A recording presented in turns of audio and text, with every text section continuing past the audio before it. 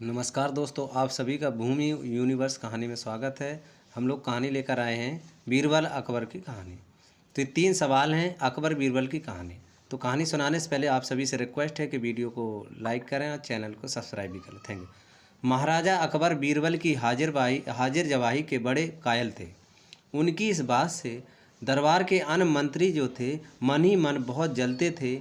उनमें से एक मंत्री जो महामंत्री का पद पाने का लोभी था उसने मन ही मन एक योजना बनाई। उसे मालूम था कि जब तक बीरबल दरबार में मुख्य सलाहकार के रूप में है उसकी यह इच्छा कभी पूरी नहीं हो सकती है।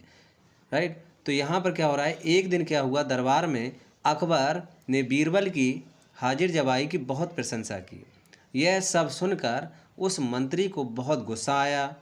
उसने महाराज से कहा कि यदि बीरबल मेरे 3 सवालों का उत्तर सही सही दे देते हैं तो मैं उनकी बुद्धिमत्ता को स्वीकार कर लूँगा, और यदि नहीं दिए तो इससे यह सिद्ध होता है कि वह महाराज का चापलूस है। अकबर को मालूम था कि बीरबल उसके सवालों का जवाब जरूर दे देगा, इसलिए उन्होंने उस मंत्री की बात स्वीकार कर ली।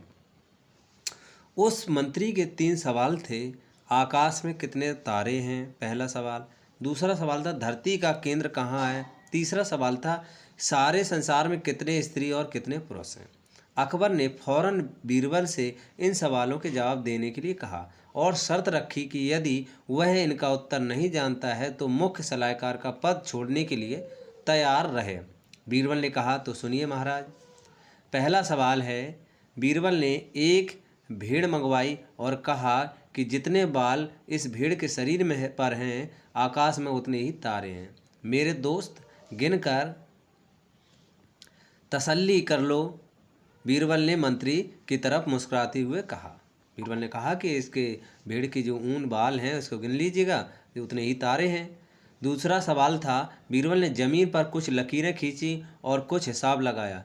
फिर एक लोहे की छड़ मंगवाई गई और उसे एक जगह गाड़ दिया गया, और बीरबल ने महाराज से कहा कि महाराज बिल्कुल इसी जगह धरती का केंद्र है, चाहें तो आप स्वयं जांच लें। महाराज बोले, ठीक है। अब तीसरे सवाल के बारे में कहो। अब महाराज तीसरे सवाल का जवाब बड़ा मुश्किल है, क्योंकि इस दुनिया में कुछ लोग ऐसे हैं जो ना तो स्त्री की श्रेणी में आते हैं और ना ही पुरुषों की श्रेणी में। उनमें से कुछ लोग तो हमारे दरबार में भी उपस्थित हैं, जैसे कि ये मंत्री जी। बीरबल ने कहा, महाराज यदि आप इनको मौत के घाट उतरवा देते हैं तो मैं स्त्री पुरुष की सही सही संख्या बता सकता हूँ।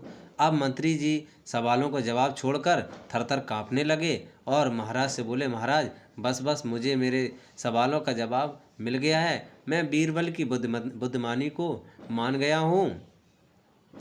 तो महाराज हमेशा की तरह बीरबल की तरह पीट करके हंसने लगे, और इसी बीच वह मंत्री दरबार से खिसक गया। तो इस कहानी से हमें क्या सीख मिली है और वीडियो कैसी लगी है? वीडियो अगर अच्छा लगा हो तो वीडियो को लाइक करें और चैनल में नए हो तो चैनल को सब्सक्राइब कर लें। धन्यवाद।